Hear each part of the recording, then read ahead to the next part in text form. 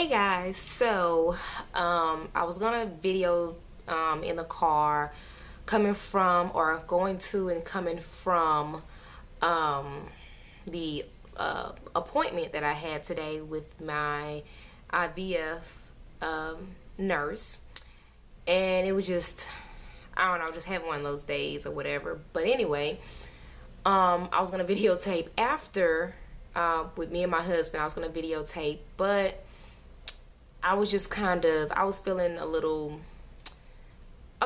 down, just a little bit, and I'll kind of get into that a little bit later. But anyways, I have good news and I have okay news, and I got like ugh kind of news.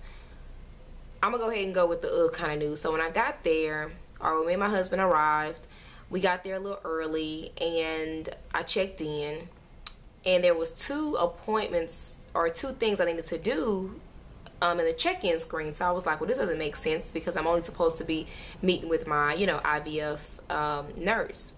Well, to find out, I had to end up giving some blood because one of my labs, and I don't know which one it is, it was called cardiology something. I'm gonna have to look it up. Okay, here it goes. Cardiolipin. I had to get that test over. When I went and gave my blood about 2 or 3 Saturdays ago, that was the only test that came back that the doctor was kind of like, okay, does it make sense? He said that you're supposed to have it be 12 and under, and mine was 13. And basically that shows like not so much a sickness, but if my body was trying to fight off some kind of sickness or bacteria or something like that. And it was just 1 point over, and so they're not concerned about it, but they want to just test it again just to see how things go and see if they can bring it down, or see if it's down now or whatever.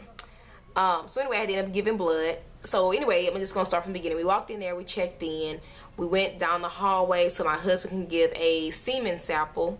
After he gave this, well, while he was giving the semen sample, I actually was approached by the finance coordinator. And the finance coordinator basically, she was like, hey, I'm Yvette, and such and such. And she was like, I'm like, oh, hey, because you talk to all these people on the phone, you email them, and then you finally get to the main office and you meet all these people, and then you can finally put a face to the name and so forth. So anyway, she said, if you don't mind, I'd like to, go over some of your financial, stuff that, your responsibilities that, you had asked about before proceeding. So I'm like, okay, financial responsibilities, I'm thinking it's going to be a little kind because, like I said, my insurance covers it, at 100%. So anyway, when she came with the paper or whatever, and she was just she had kind of flashed it to me, and I was looking like, okay, so some big numbers on there. Like, I didn't save up anything, extra, because I had already known in my mind, past the deductibles, we wouldn't be coming out of anything major. So anyways, when I was looking over the paper, she was explaining to me everything, and basically what she was saying is the paper here. So basically what was going on is that my insurance, I've already met my deductible. My husband has not met his deductible, but based on me meeting my deductible, I of course have to pay 20%, which is the co-insurance, because I haven't met my co-insurance. And so anyway, there's going to be a fee for $700 for the retrieval and the transfer together. So that's $700, which is not bad. So the $700 is basically because I made my deductible, and that's basically the 20% of the co-insurance. Not bad, I wasn't complaining. I knew it was gonna be a fee. I was expecting $700, but it, So then she goes and says, well, the facility fee is $800. So I'm sitting there, and I know she read my facial expressions because I wear all my feelings on my face. And so I was like, facility fee? I said, but my insurance says that if I do the transfer or the retrieval and the transfer at the facility instead of a hospital, that it's 100% covered. If it's not done at a facility, then I'll be only charged like, I think like maybe 80%, it's like 80% off or whatever, or 80% of, or no, 60% of the amount. So anyway, that's $1,500, and it's $1,500 unexpected. That amount is unexpected because I wasn't expecting to come out of pocket that much, being that I knew they had already made my deductible, I knew what my insurance covered and so forth, and I did not know that their facility was not contracted, is what they said. They're not contracted. If they were contracted, then of course this would cover. So anyway, at this point inside, I'm crying. I mean, yeah, $1,500 is not a lot compared to some women that pays that much, but for someone that was not prepared for that and did not save anything for this, you know, we just recently paid for a cruise. We had already paid for surgery, which we paid over the amount, ended up getting $200 back, which I had a credit of $200. But the same token, I'm just sitting here like, you know, I wish I would have known, because, you know, like, from the time I started this process, this was what, February. So from February, or I'm sorry, from March all the way into now, me and my husband could have saved this, and it would have been like, here, just take it, you know. And we just, like I said, just had to pay, how much was it? We just paid $1,000 for my surgeries. So anywho, she was telling about those two fees. Then she goes into talking about the other things, like that amount, the $1,500 is actually due at the time of the IVF consent, which is basically when I bring in my medication and I get everything, you know, make sure I sign everything saying this is what they can do from here on out, basically giving consent to do stuff. That's also when I have my ultrasound, and I'll go in more detail about that. So anyway, then she goes into saying there's two other things that they normally do to enhance the chances of you getting pregnant and the success of the actual procedure. And they said that the one of them is ICSI. It's $1,500, and that's only if it's not covered by insurance. From what I understand, ICSI, I have it on here. Let's see where it is. Where is it?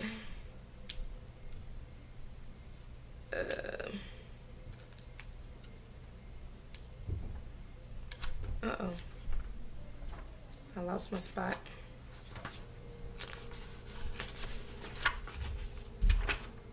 Okay. So ICSI is basically cytoplasmic spermatoza injection.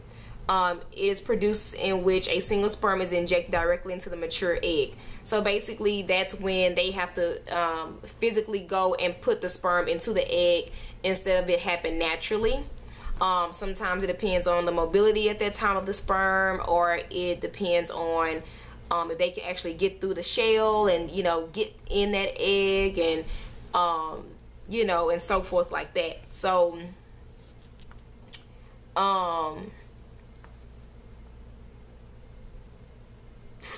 anyway, so that's $1,500 if it's not covered by insurance.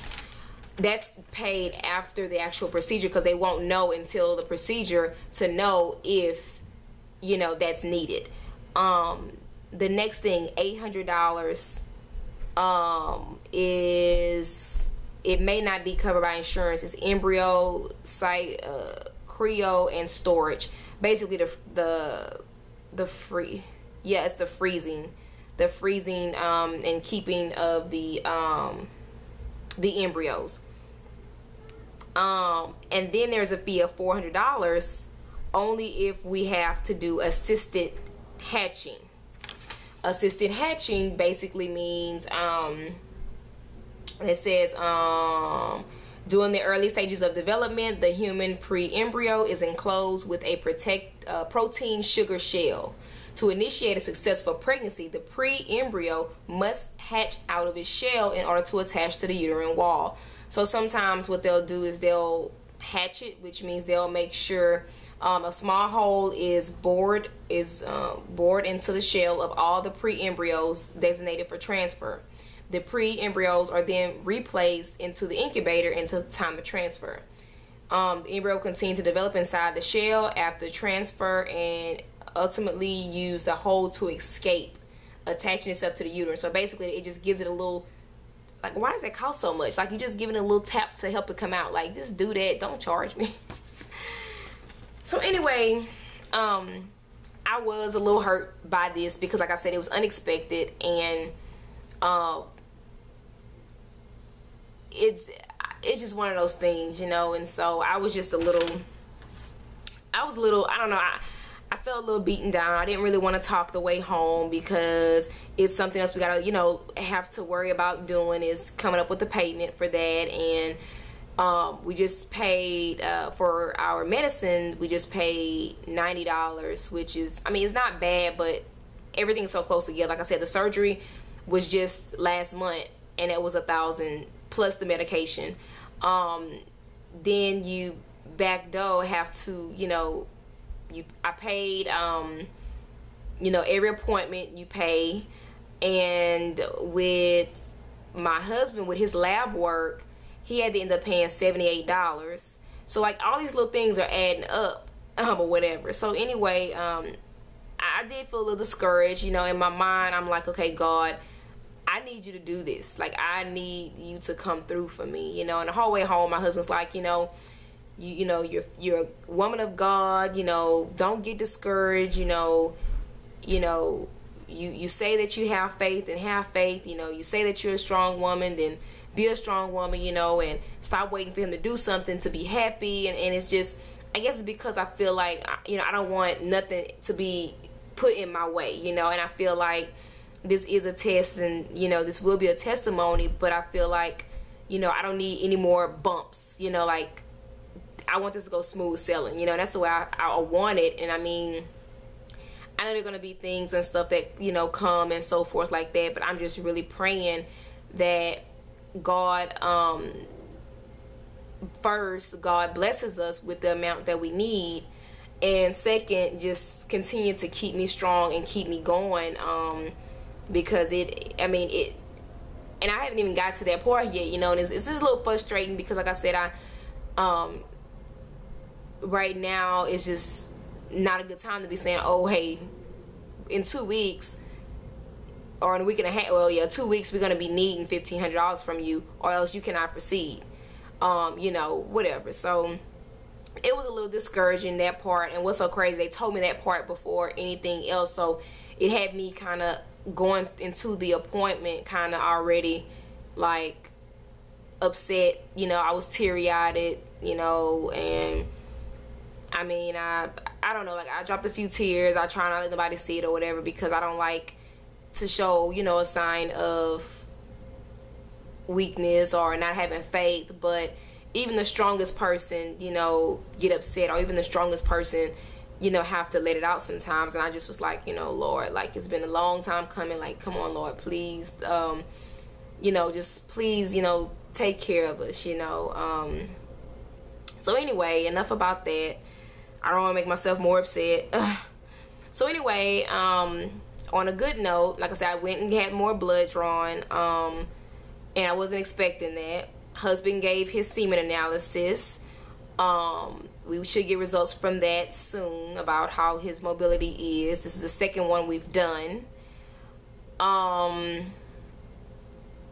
And so anyway, after we did that, they called us to the back to talk with the IVF nurse. She was very, very sweet. I've been talking to her and emailing her, and finally get to meet her. She went over everything. She made sure that my checklist was done. She made sure everything was completed. The only thing I have left to do is my my well woman exam. So other than that, she said I've completed everything. She was like, you know, you stayed on top of everything. She said, how did you get your medicine so fast? She said, you know how many people have trouble just getting their medicine? And I said, oh, I was not gonna leave and go out of state without having that medicine. You know, I stayed on top of everybody. And she was like, you know, you're awesome. I was like, thank you. And she was like, just stay organized like you are, you know, keep the way you are, and just continue to do what you're doing. So anyway, she wanted to make sure that I was still taking my prenatal vitamins. She told me to, once I began my injections, to go ahead and start, start calcium or whatnot as well. Other than that, all my other labs came back good. she asked about the antibiotic, which yesterday was our last day taking the antibiotic. We're gonna take it for 10 days, so thank God we're done taking it.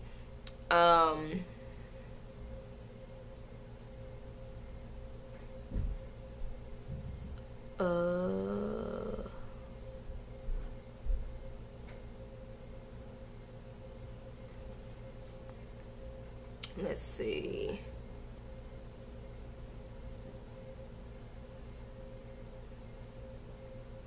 Okay.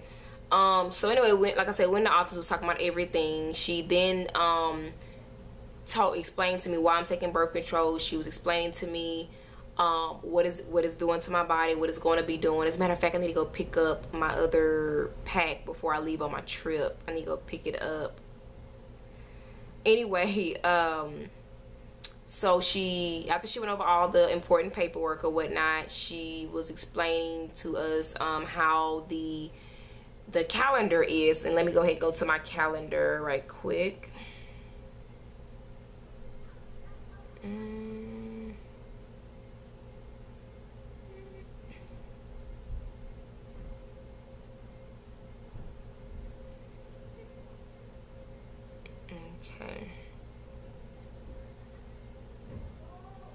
Okay, so for the calendar, I am, let's see. Okay, so basically, okay, I started my birth control. My last day to take birth control is going to be June 1st.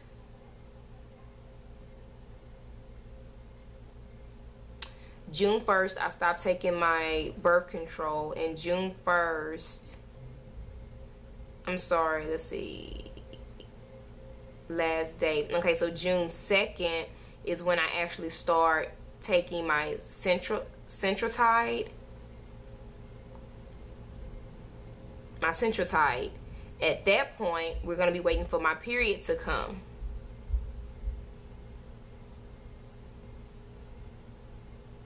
And hopefully my period comes that week, and then after my period comes, they're gonna have me doing other injections or whatever. And on here it says call with period start or lack of period start by Friday AM. So I gotta call either way. But anyways, according to this, that they did put me on a 28-day birth control intake. Only because I'm going on a cruise. If I would have been going on a cruise, it would have been next week that I would have been starting stimming and everything, but it's fine. So anyway, like I said, I start then, and they gave me basically everything. From the looks of it, I'll be doing my estimated egg retrieval day is the 17th of June.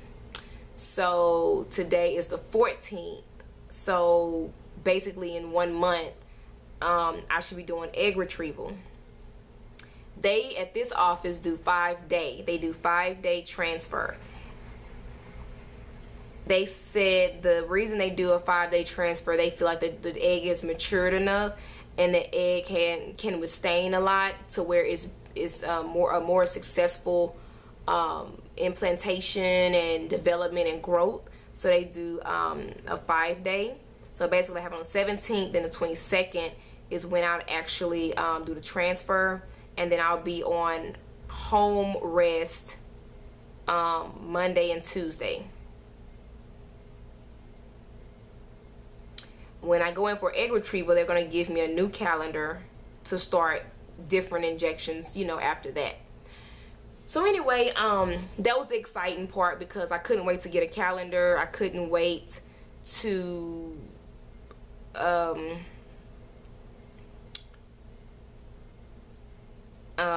don't know, I just couldn't wait for this point. And like now that it's here, it's like it's a bittersweet moment. It's like I'm excited, and back in my mind I'm like, I gotta get this $1,500 together, and then it's just kind of like I'm ready to get it over with. But then again, I'm just like, you know, I told myself I want to enjoy this journey, you know, and I think the devil is really trying to keep me from enjoying this journey. You know, I'm trying to enjoy it and embrace every bit of it, and I guess it comes with good and bad, you know. And I had time to kind of think about it at work, and I had to go to work. My husband, he knows that I'm a woman of God, and he's like, you gotta be faithful, you gotta, stick to what you know, you gotta keep doing what you're doing, and you gotta do it. And I'm just like, I know these things, and I'm just like, it's just hearing that before you proceed, here's something else. And I think that's what it is, that's where the discouragement came into part. I still believe God can do anything. I still believe, God can, make a way and take care of everything. But it was just the fact of the matter of, hey, here's something else that you have to take care of. And I'm just like, because I'm a very organized person. When you throw something else in my path, I just get kind of discombobulated.